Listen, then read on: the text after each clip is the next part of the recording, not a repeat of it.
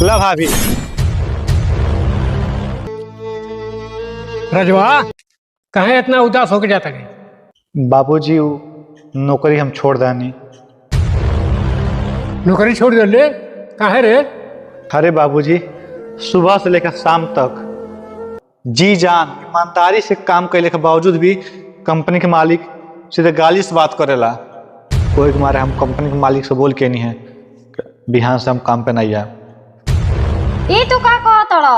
काम छोड़ देबो तो घर के खर्च कैसे चली, कैसे खइबो? आज से तार पेमेंट मिले वाला रहल ना। हाँ भाभी, मिले वाला तो रहल है, लेकिन काम छोड़ दिला बनी वही हमारा पेमेंट अब 2 महीना बाद मिली। ओके पता बा ना, हमारी फोन लेवे वाला बानी। पूरा रिश्तेदारी, पूरा गांव नगर सबसे कह दानी कि हमारे देवर के पेमेंट मिली तो हमारा आई फोन ले आई। ऐसे काम छोड़ देबे तो कैसे चली? अरे हम काम देख ले, खोज ले, तानी सब जन ऊपर चिल्लात काहे वाला जा। अच्छा तो हमने चिल्ला तो नहीं जा, एकरे मतलब तू घरे बैठ के ठुसबा?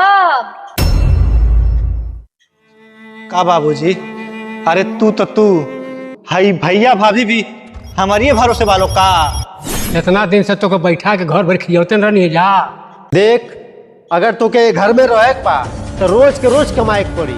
अरे बस कर जा, हम कौनो काम वाम नहीं छोड़ ले।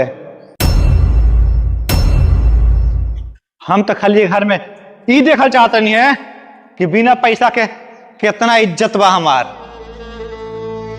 और रहल बात पैसा के,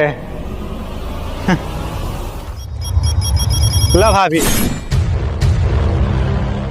अजब